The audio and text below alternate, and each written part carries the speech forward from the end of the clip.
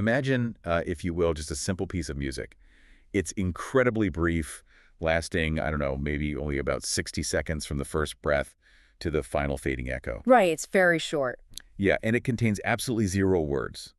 So there are no lyrics to memorize, no chorus to sing along to. It's just, well, a sequence of 24 notes played on a single, unaccompanied instrument. Which is pretty rare, to have something so simple be so recognizable. Exactly. Yet, despite that extreme brevity, despite how fundamentally simple this composition is, it is universally recognized. And if you have ever stood in a cemetery or at a memorial service, when those first few slow, deliberate notes just sort of hang in the air, hmm it is almost guaranteed to bring people to tears instantly. Oh, absolutely. It is a remarkable auditory phenomenon. I mean, we encounter very few things in our modern world that act as such an immediate visceral trigger. Yeah, it's like a reflex. It really is. It completely bypasses the analytical, logical part of the human brain and strikes straight at the emotional core. You hear it, and your body practically reacts before your mind even processes it. You immediately know exactly where you are, you understand the gravity of what is happening, and, well, you know exactly what you're supposed to feel. We are talking, of course, about taps. The iconic bugle call. Right. Today's deep dive is an exploration into the history, the profound emotional weight, and the enduring legacy of this specific melody. We've been pulling from a really fascinating essay on the history of taps, alongside some great insights from the funeral program site, to really understand how families and veterans process these moments of ultimate farewell. And it is a subject that demands an intense level of respect, but also, genuine curiosity. Because when you strip away the familiar cultural veneer, you realize that taps is far more than just a somber song. It's highly engineered, isn't it? It is. It is a highly engineered piece of psychological and ceremonial architecture. We're going to explore the surprising historical origins of the melody, but more importantly, we want to dissect the deep underlying psychological reasons why it holds such an absolute unbroken power over us, even over a century and a half later. The mission for this deep dive is to figure out exactly how a simple military lights-out signal, which was originally just a functional, everyday, strictly utilitarian bugle call, right? Exactly, just part of the daily schedule. How that managed to transform into the ultimate American symbol of honor, sacrifice, and final goodbye. So, okay, let's unpack this. Before we can truly understand why taps is played at funerals today and why it breaks our hearts to hear it, we have to mentally travel back in time. Way to set the scene. Right, we need to place ourselves in the muddy, chaotic, deeply traumatizing camps of the American Civil War in the summer of 1862. Because if you don't understand the environment it was born into, you really can't understand the melody itself. That historical and sensory context is absolutely vital. I mean, 1862 represents a profoundly bloody, chaotic period in American history. Specifically, we're looking at the aftermath of the 7 Days battles during the Peninsula Campaign in Virginia. It was a brutal stretch. Brutal is an understatement. And the life of a soldier during the Civil War was defined by overwhelming, inescapable noise. When you imagine the war, you naturally think of the deafening roar of the battlefield, right? The cannon shaking the earth, the overlapping cracks of musket fire, the screaming. Yeah, that's the movie version we all picture. Right, but what we often fail to realize is that even when the soldiers were back in the camps miles away from the front lines, it was far from peaceful. Well, yeah, because an army camp of thousands of men is basically an industrial city that just, sprang up out of the mud overnight. Yeah. It's a total cacophony. Just constant noise. You have constant military drills, officers shouting conflicting orders, the endless clanking of metal gear. You've got blacksmiths working, thousands of horses whinnying, heavy wooden wagons grinding through the muck. The auditory environment for these soldiers was just constantly elevated. That was relentless. If you're living in that environment, your ears are constantly taking in sounds that signal danger or demand immediate action. Exactly. And from a physiological standpoint, these men were existing in a constant, unbroken state of sympathetic nervous system activation. So that's the fight or flight response, right? Yes, that is your fight or flight response. Yeah. They are flooded with cortisol and adrenaline 24 hours a day. And in the middle of all that relentless sensory overload, the military still had to function as a unified organism. They didn't have wristwatches or public address systems, obviously. Right, no loudspeakers. So they relied entirely on bugle calls to regulate every single aspect of their daily schedule.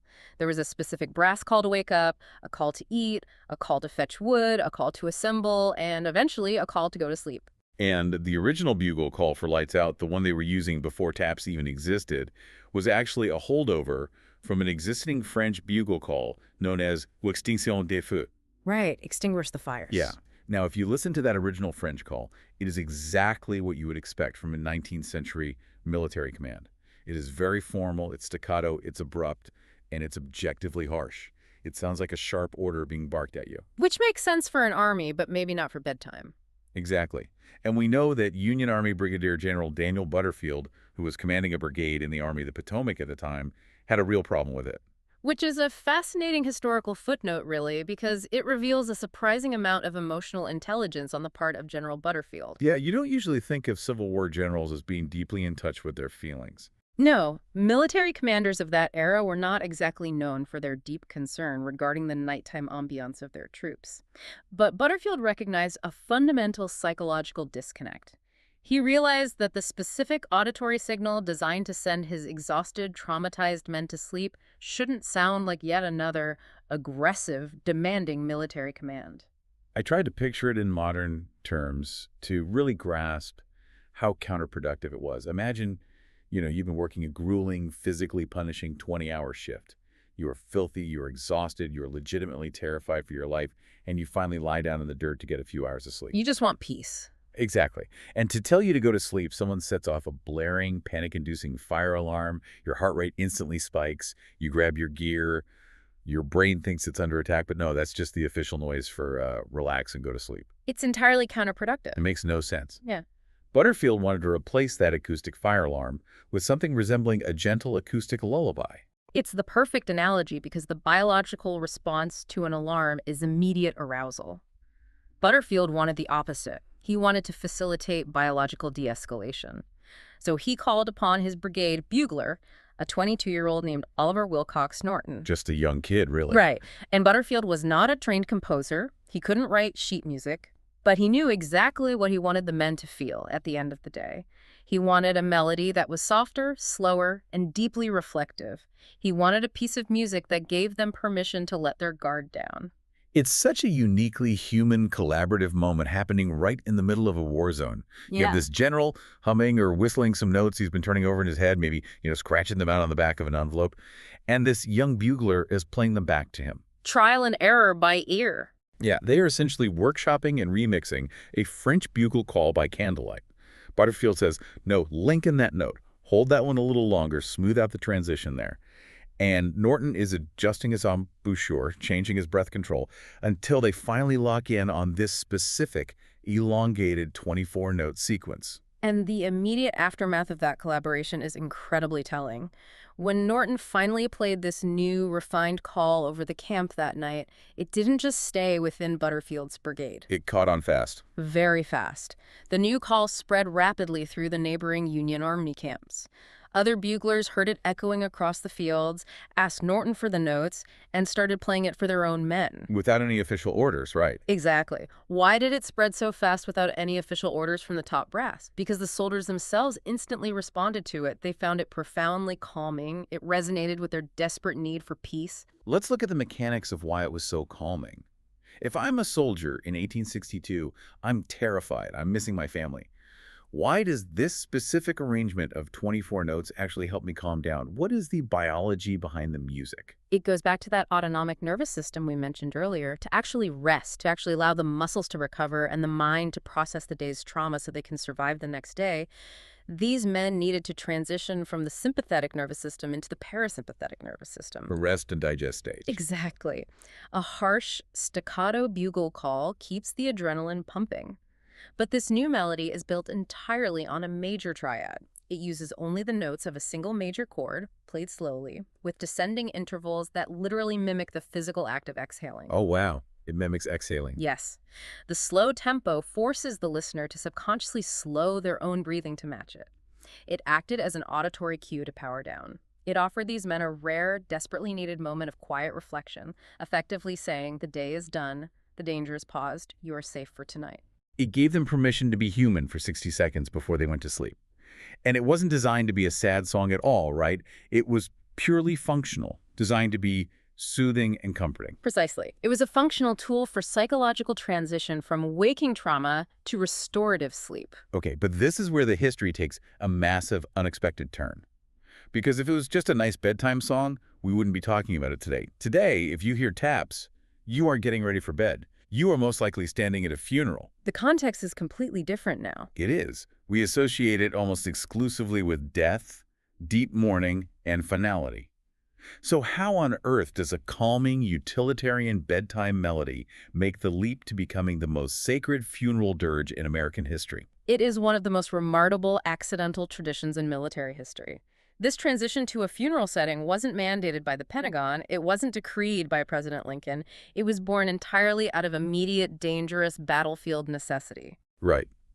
Shortly after, Butterfield and Norton created this new lights out call, and it was becoming popular in the camps.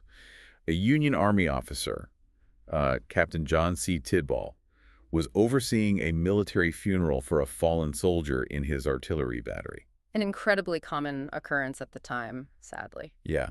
Now, the standard protocol for a military funeral back then, just as it is today, involved a 3-volley rifle salute fired over the grave. You have firing party, they load their rifles, and they fire 3 synchronized blasts into the air.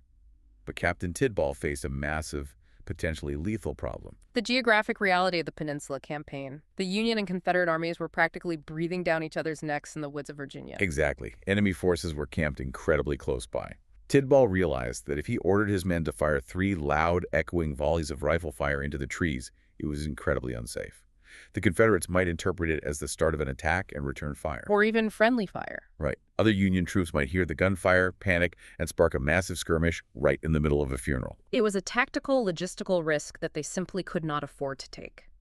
Firing those rifles could have resulted in dozens more casualties. So Captain Tidball had to improvise.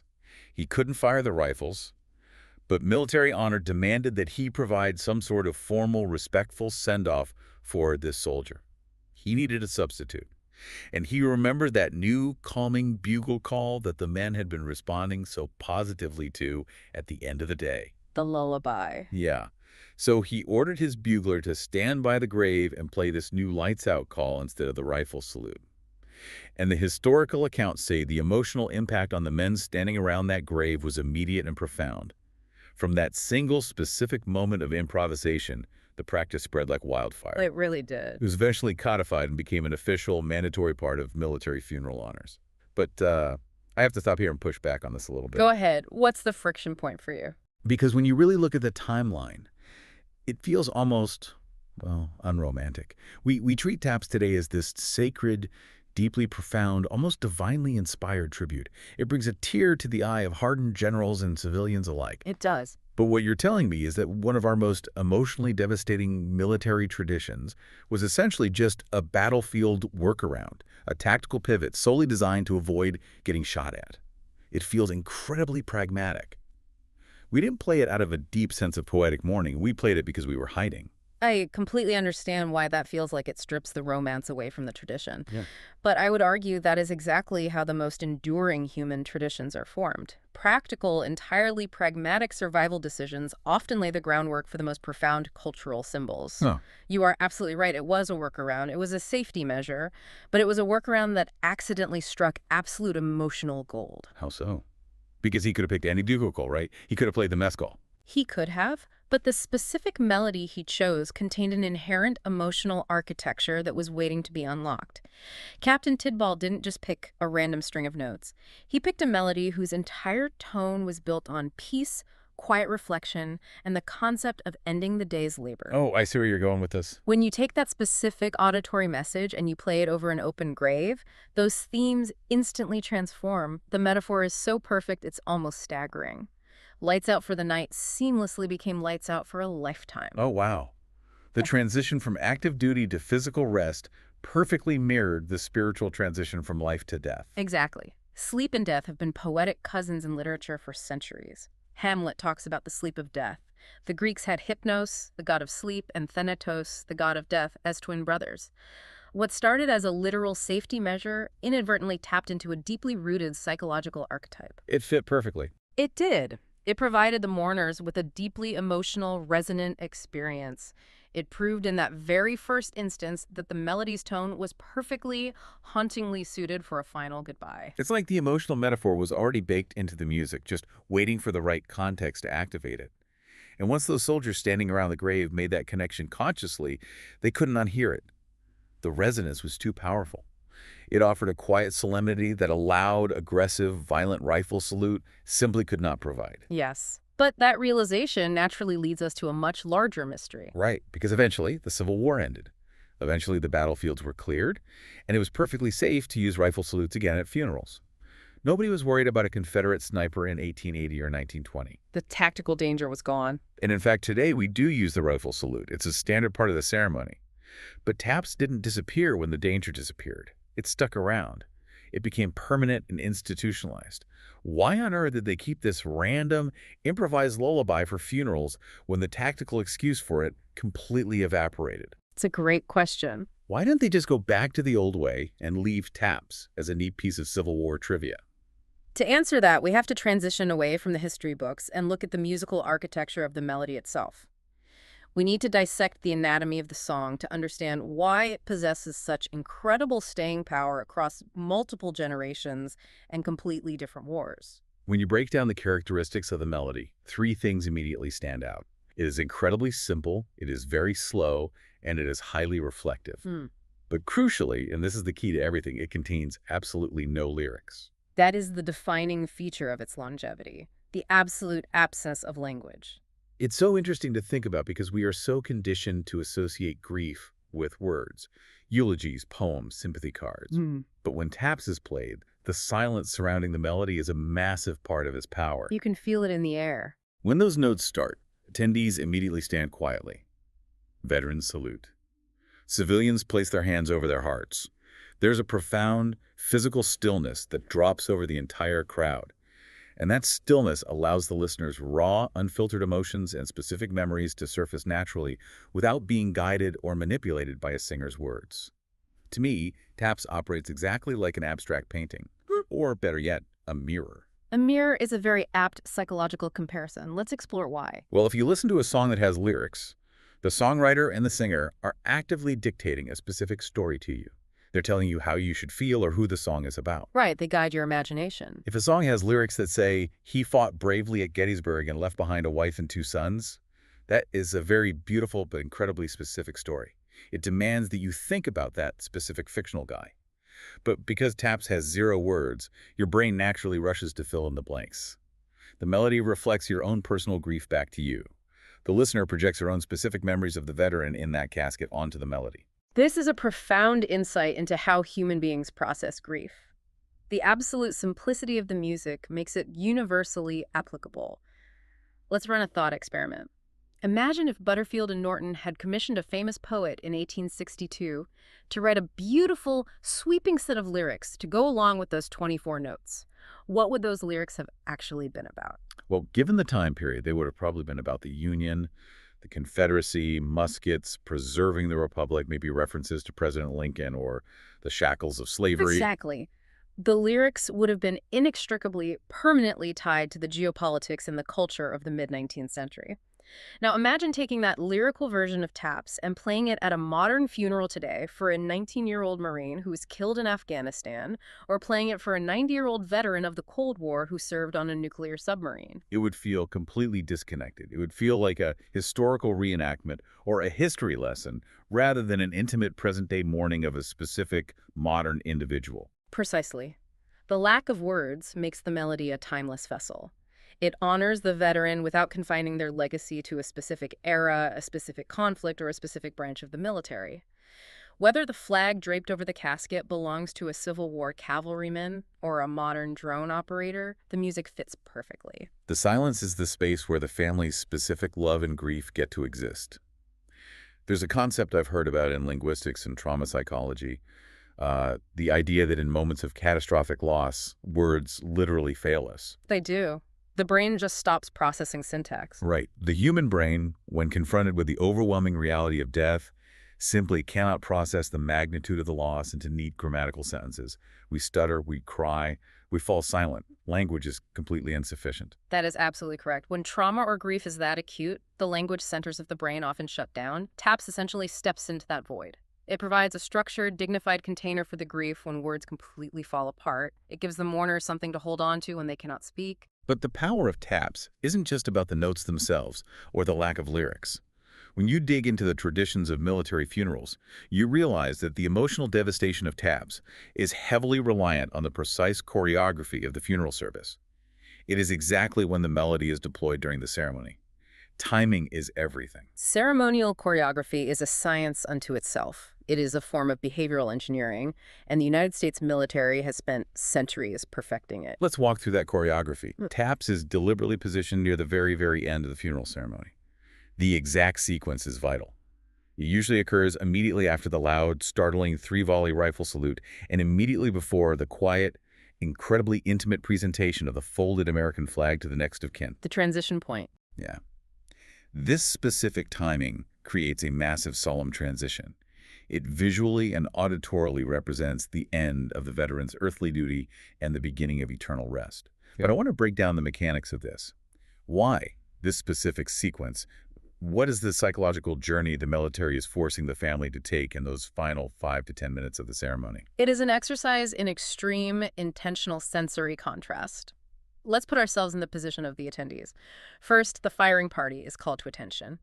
The command is given, and you have 3 volleys fired from multiple rifles simultaneously. It's deafening. The acoustic reality of that is violent. It is incredibly loud. It echoes off the headstones. Even if you know it is coming, even if you are watching the soldiers pull the triggers, your body physically flinches. You react to the concussive force of the sound waves hitting your chest. It literally makes you jump. It spikes your adrenaline instantly. Right. And what does that violent sound represent? It symbolizes the battle. It symbolizes active duty, the chaos of the geopolitical world, the conflict, the fight that the veteran engaged in during their life. It represents the waking life of the soldier. For those few moments, the air is literally ringing with the violence of the world. And then What? the command is given to lower the rifles. The soldiers step back. And into that ringing, stunned, highly charged silence comes the solitary, haunting, incredibly slow sound of the brass bugle. The physiological whiplash of that is incredible to think about. It is deliberate emotional whiplash. The military is taking you from explosive, communal noise directly into quiet, solitary, prolonged sound. It creates a sudden, breathtaking stillness that is physically heavy. If they played it at the beginning, it wouldn't be the same. Not at all. If the military played taps at the very beginning of the funeral, while people were still arriving, parking their cars, and finding their seats, it would just be background music. It wouldn't have a fraction of the impact. By deliberately placing it immediately after the rifle salute, the ceremony forces the nervous systems of the attendees to physically feel the transition from war to peace, from the chaos of life to the stillness of death. It demands reflection. The sheer sensory contrast forces you to stop and reflect on the entirety of the veteran's life. It cracks you open emotionally. And then, while the family is in that extremely vulnerable, emotionally exposed state created by the bugle, the commanding officer kneels down in front of the spouse or the parent and presents the perfectly folded American flag. Exactly. The bugle prepares the emotional ground. It softens the defenses so that the ultimate physical gesture of thanks from the nation, the handing over of the flag, can be received with full emotional weight. It is an absolute masterpiece of ceremonial pacing. Okay, so we have this universally powerful, perfectly structured melody. We have the flawless, psychologically tuned timing of the ceremony itself. But a powerful melody and perfect timing are entirely theoretical until they are actually executed. They need a player. They rely on a delivery mechanism, and that silence we just talked about is entirely dependent on one single person. We have to shift our focus to the solitary figure who is actually responsible for carrying the weight of this heavy moment, the military bugler. The weight of the brass, as it were. This is where the human element becomes the fulcrum of the entire ceremony. The tradition heavily emphasizes that taps should be performed live by a military bugler.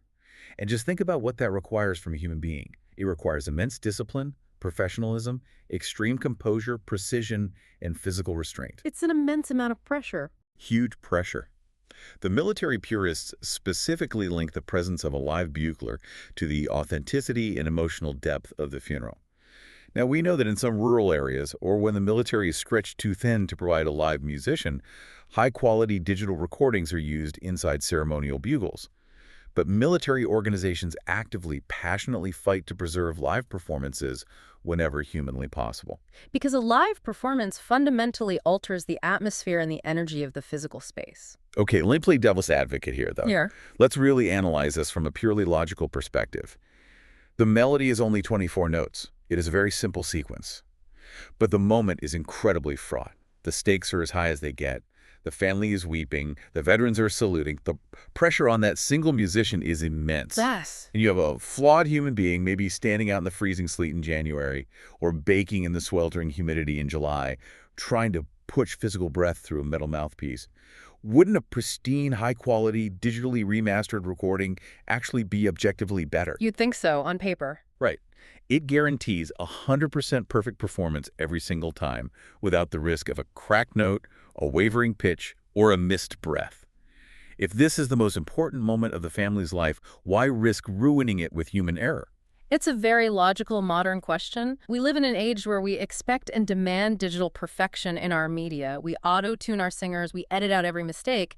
But the fatal flaw in that argument is assuming that the ultimate goal of the military funeral is musical perfection. If it's not perfection, what is it? The goal is not perfection. The goal is honoring a human life. And human lives, by their very definition, are not perfect digital recordings. They are messy. They are vulnerable. They are subjected to the elements. They require effort, struggle, and breath. Oh, wow. That fundamentally shifts the perspective. When you have a live bugler, you have a living, breathing human being standing in the exact same harsh elements as the mourners. They are putting physical, bodily labor, their lungs, their breath, their intense focus, their practiced composure into creating that tribute in real time. They're working for it. Exactly. The vulnerability of that live performance adds an irreplaceable layer of authenticity. If a note cracks slightly because the bugler is physically shivering from the cold, or because they are fighting back the very real emotion of the moment, it doesn't ruin the ceremony at all. In many ways, it enhances it. Because it's real. Yes, it grounds the ritual. It reminds everyone present that this is a fragile human being putting in physical effort to say goodbye to another human being. And there's an acoustic reality to it, too. Sound waves generated by a live brass instrument interacting with the physical environment. Absolutely. The acoustic reality of a live instrument cannot be perfectly replicated by a flat speaker cone. When a human blows through a brass horn, the sound waves are directional, but they also disperse organically. They bounce off the granite headstones, they get caught in the wind, they filter through the leaves of the trees. It fills the space differently. It creates a visceral, haunting, three-dimensional experience.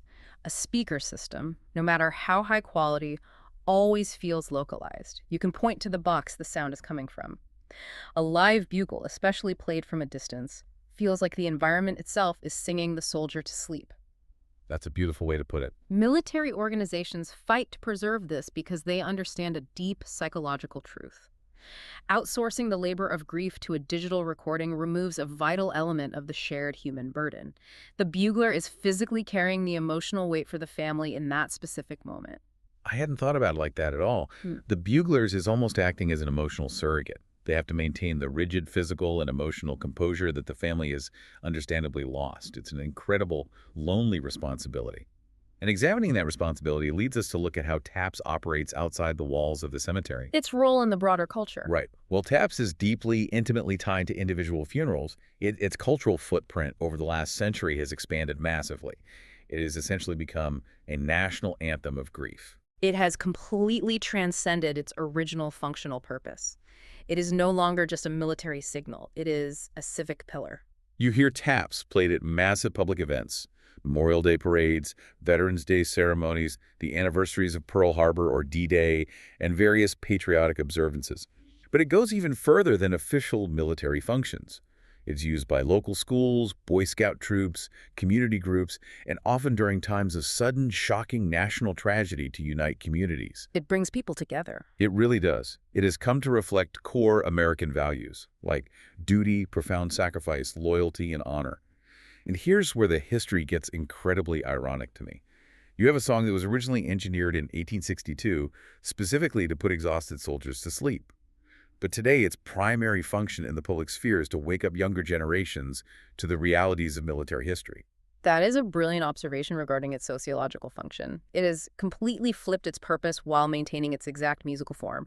Taps functions today as a shared cultural touchstone. It's one of the few things everyone agrees on. If you look at a country as vast, as politically divided, and as diverse as the United States, there are very, very few symbols that command universal, unquestioned, apolitical reverence. The American flag means different things to different people. The national anthem sparks debates. But taps is universally respected. It really is. Whether you are a highly decorated combat veteran who spent 30 years in the infantry, or a civilian whose family has not had a single member in the military for 3 generations, your physical and emotional reaction to the bugle call is almost identical. You stop talking. You stand still. Because it instantly communicates a shared fundamental understanding of the personal cost of national freedom. At a private military funeral, taps serves as a highly personal tribute to the individual in the casket. But at a public ceremony in a town square on Memorial Day, it serves as a collective, patriotic tribute. A tribute to everyone. It provides a structured space for a community to collectively mourn people they never personally knew. When a town gathers and hears that sound, they are participating in a civic ritual. They are acknowledging, wordlessly, that the security, the peace, and the freedom they enjoy on a daily basis are paid for by the extreme sacrifices of others. It binds the living to the dead, Yeah. and it bridges the gap between the civilian world and the military world. Yes. And regarding those younger generations you mentioned, it acts as a primary educational spark. A 7-year-old child standing at a parade route might not have the capacity to understand the complex geopolitical causes of World War II or the tactical realities of Vietnam. They're just kids. Right. But they absolutely possess the capacity to understand the solemnity of that music. They see the normally loud adults around them suddenly go dead quiet. They see older men in hats standing up out of their wheelchairs to salute. The music teaches them reverence before they even know the historical facts. It prompts them to ask questions. Exactly. It prompts the child to ask, why are we being so quiet? And that simple question is the absolute beginning of cultural preservation. That desire to preserve the culture for the next generation, to make sure the child asking that question gets an answer, is exactly why families are adapting these traditions for the modern era. Because while the tradition of taps is over 160 years old, forged in the mud of the 1860s, we are living in a highly digitized, globally connected 21st century. A very different world. Right. So how do evolving technologies and modern memorial practices ensure this Civil War-era tradition survives the digital age? It is the existential challenge of every historical tradition. Right. You adapt to the medium of the era or you fade into obscurity. We're seeing that families are no longer just passively letting the military handle the memorialization. Families are taking highly active, creative roles in preserving these legacies. From what we read on the funeral program site, people are purposefully including references to taps, the imagery of the bugle, and the musical notes themselves in printed military-themed funeral programs, personalized remembrance products, and custom memorial templates. They want a physical artifact. Exactly. They want a tangible, physical piece of the tradition they can hold on to long after the bugler has gone home.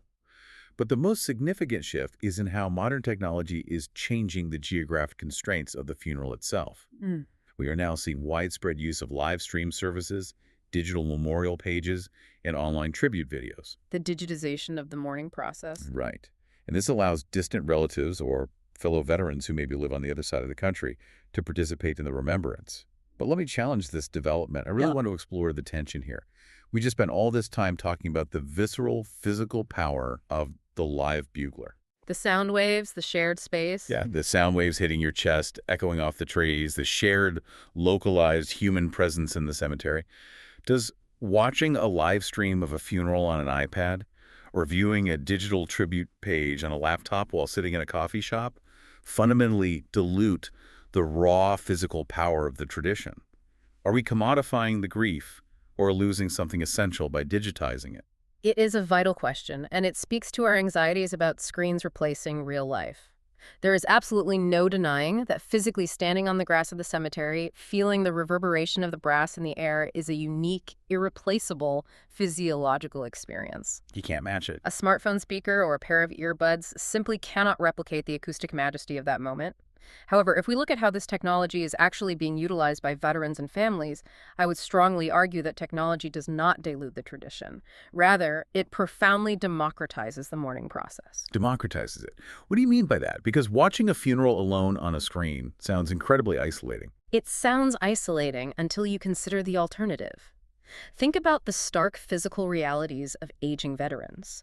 A 90-year-old Korean War veteran or a Vietnam veteran dealing with severe health issues might desperately want to attend the funeral of their squad mate, the person who saved their life 50 years ago. But they can't travel. Exactly. Their physical health, the immense distance, or the prohibitive cost of travel makes it utterly impossible for them to be there in person.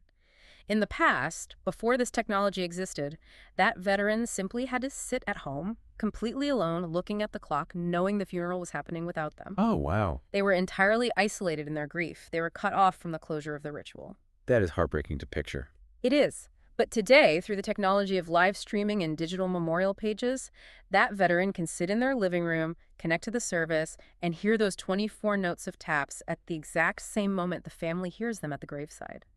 They can close their eyes and participate in that exact, synchronized moment of silence and honor with the rest of their community. It brings them into the circle. It does. The medium has evolved drastically from a muddy field in 1862 to a pristine national cemetery in 1950 to a digital fiber optic stream today. But the core message of the melody remains timeless and unbroken. The technology ensures that the community of mourning is no longer artificially limited by geography, wealth, or physical mobility. It proves the tradition's incredible adaptability. It expands the perimeter of the cemetery to include anyone, anywhere in the world who needs to mourn. It's not a cheap replacement for the real thing, it's a necessary extension of the honor. And by utilizing digital templates and online platforms, families are essentially building the digital architecture to support that extension, making sure the solemnity and the dignity aren't lost in translation to a screen. Exactly. The fundamental human need to witness, to honor, and to say a proper structured farewell hasn't changed a single bit since General Butterfield's time. We are simply using new, 21st century tools to facilitate an ancient, deep-seated human requirement. What an incredible, sweeping journey this single 60-second piece of music has taken. To recap the massive ground we've covered today, we started in 1862 with a frustrated general who just wanted a quieter night for his traumatized, exhausted men. A simple request for peace. Right. We saw how a highly pragmatic, tactical battlefield workaround, hiding from enemy forces to avoid a firefight, inadvertently birthed a sacred, universally recognized funeral rite. We broke down the musical architecture, realizing that its genius lies in its simplicity and that its lack of words makes it a timeless, universal vessel for us to pour our own grief into. And we explored the pacing of the ceremony itself. Yeah, that stark, deeply intentional psychological sequence of the ceremony, transitioning from the violent, waking adrenaline of the rifle salute to the haunting final stillness of the bugle. We also examined the heavy, lonely burden placed on the live bugler, defending the irreplaceable value of human vulnerability, imperfection, and literal breath in a moment of extreme sorrow. We watched the melody evolve from a private grave marker into a massive national anthem of grief, bridging the gap between civilians and the military, and acting as the initial spark of historical curiosity for our children.